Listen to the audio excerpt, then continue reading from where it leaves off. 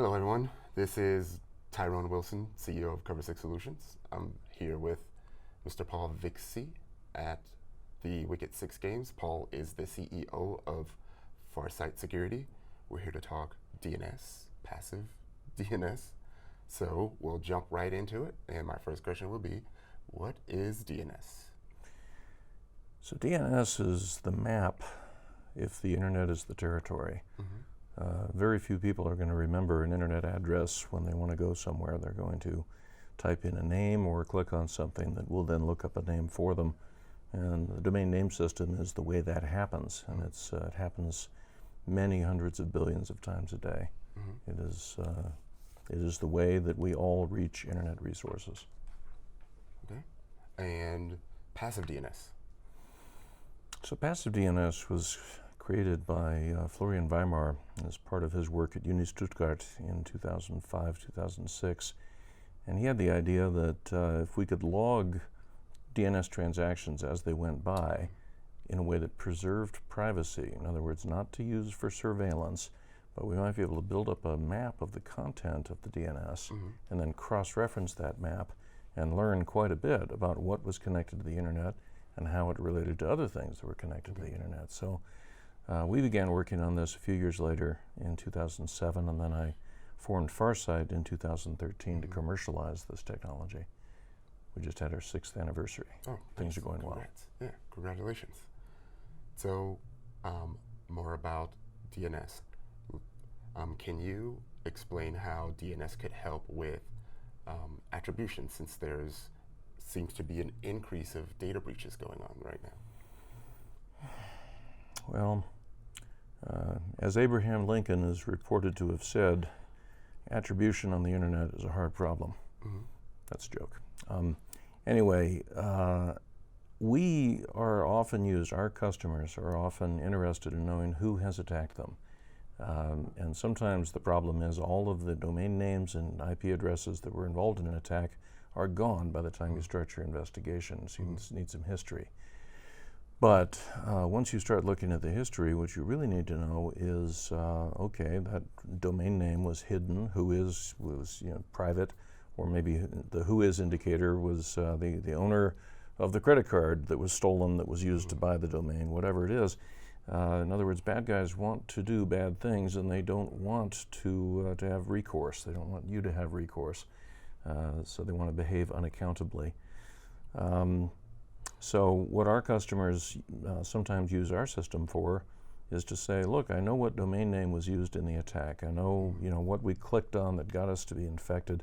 What is that connected to, right? Because the DNS is all interconnected. There's a lot of shared infrastructure. So once you begin to look at the relationships, what other names use the same IP? What other IPs has that name used? What name servers do they have in common? What mail servers do they have in common? What was the SPF record? Then you can begin to at least find the fingerprint of the actor. Now, if you watch all the various police forensic shows, you know that they're constantly finding fingerprints that aren't in the database, right? So having a fingerprint doesn't necessarily give you the name and address of the person who did the bad thing, but it does mean you can connect them to other crimes that they've also committed, so that if you solve one of those, you might solve this one also. Right. And that is one of the primary uses of passive DNS in internet defense. Okay, so when it comes to getting DNS information, is that something that should or should not be outsourced? Well, there is kind of an unpleasant tendency of people to do whatever is the cool thing. So just as there are fads in fashion, so there are fads in computing.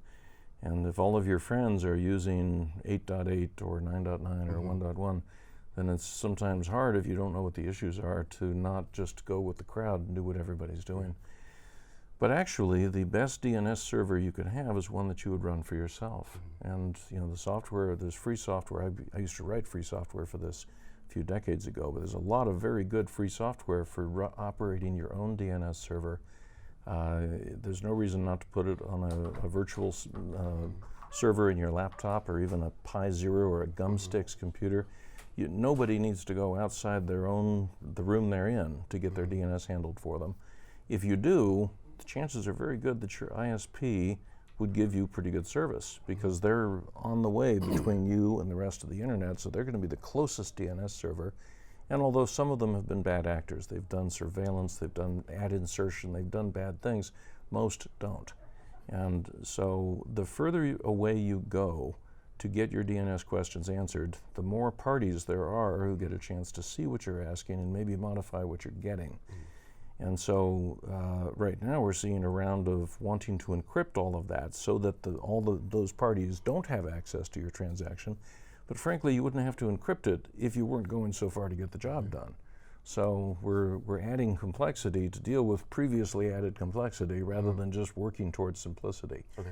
Most of us in the security world are familiar with the idea that more complicated things are, the more bugs and vulnerabilities there will be. Okay, I think that was a very good segue to a question that I wanted to ask. I am an IPv6 enthusiast. I am also a fan of the platform and using DNS as a SOC analyst and as someone that has run teams of SOC analysts. So my question is going to be geared towards IPv6 and Quad A records, and how do you see that being introduced and being used? Are you seeing an increase in that? Do you believe that that can help with a lot of the things that we discussed, especially since you brought up encryption and not breaking into encryption with natting and things of that nature? So it was a shock to some of the people in the internet engineering world to have V6 kind of on the way to being deployed and everybody's starting to use it. And somebody said, where's the NAT? And somebody else said, you don't need NAT. You've got enough address space. There's no reason to use NAT. And then the questioner would say, but I'm using NAT as a security tool. I have to have NAT. Give me NAT. I don't care if I can get enough address space. I got to have a NAT firewall. So, different people have different expectations. But the real reason that V6 has been pushed is because we have essentially run out of IPv4 address space. And what that should tell us is that we're connecting a lot of stuff to the internet that we didn't used to connect, right? We're adding millions of devices a day. And what's concerning to me regarding your question, being a SOC analyst, is that so many of these IPv6 addresses are held by IoT devices that you will never reach by name. Therefore, there's never a Quad A record for them. They're not in the DNS. They might use the DNS to reach their mothership, but nothing's going to use the DNS to reach them. So it's a little bit like the going dark problem, where the greatest source of growth that we have is mobile and IoT, and there's no DNS information about either one of those. Okay. So implementing DNS for your organization, what would be some key bullet points that you would want to point out as to why that they would want to implement that? To implement DNS, most people just outsource reflexively because it's hard to be an expert on everything. You got to pick which technologies you will find some other expert to do for you. And as I said earlier, I would like to see more DNS run locally inside the LAN or inside the building, inside the campus, inside the corporation somewhere, because the further you go to get your DNS questions answered, the more vulnerable they are and the more leaks you're going to have. And so in the old days, before commercialization and privatization began in the mid-90s, everybody ran their own name server because there was no cloud service to use for it, and it worked pretty well for us. So I'd like people to really think hard before they outsource something they could do for themselves. But in addition to that, I am trying as hard as I can to get people to look at their DNS, look at the transactions passing through that name server, which of course you can't do if somebody else is running that server. So that would be one of the reasons you'd want it in your building, is so you can watch what it does. Because if some client on your network starts asking a question that is really unique to things that are infected with a certain kind of malware, trying to join a certain botnet, trying to locate the command and control server, you'd like to know about that. You'd like to see that so that you can go visit that device and check into it a little bit more closely. So I really am recommending that not only should people run their own DNS servers, they should watch what they do and use that as a source of trouble tickets. Use that as part of the behavioral analysis that we all have to do in order to keep our devices and our networks and our data secure. Okay. what are some ways that you feel that we can help get that point across? Like, because it seems like no one's learning from these breaches that are occurring. Well, I think we have long passed the point where there's too much to know. And I don't mean that some of what I should know is less important. I'm saying there's no possible way any of us can study and become a reasonable expert on everything we need to know to stay safe on the modern internet. So you have to focus. You have to pick some subset of stuff and say, I'm going to watch that very closely. I'm going to hope for the best outside of my chosen area. So I think if we could get the message out, it would be nothing happens on the internet without a DNS transaction. No activity, no good thing, no bad thing, no attack, no access of resources. Nothing happens without a DNS lookup. And what that means is the DNS is probably the most important protocol on the internet. Since you can't do HTTPS or any web services without it, you'd say that DNS was kind of more important. And I would say put that in your box. Make that something you do focus on. Don't just type 1.1 or 8.8 into your browser as the resolver address, or select private DNS when maybe that's going to go to some tech company in Silicon Valley who now gets to data mine you that they couldn't before, and so privacy means the opposite of what you thought.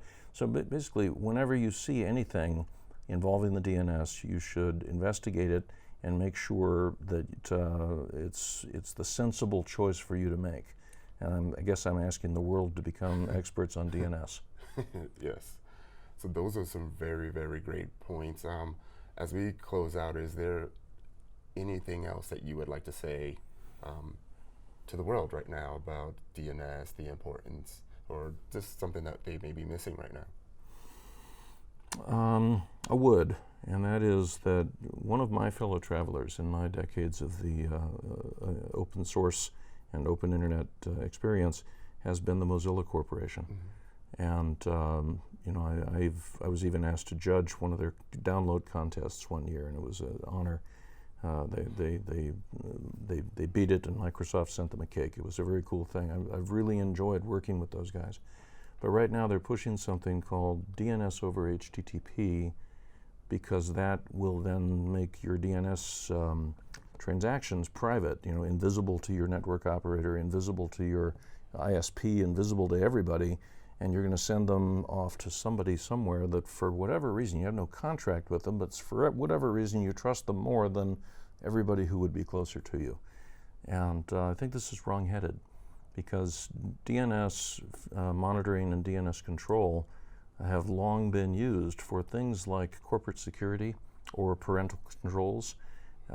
So when you have a private network where it's not an ISP, it's actually it's owned by the family or it's owned by the corporation, the people that run those networks need to be able to intercept, to interfere with DNS, and that doesn't make them bad guys.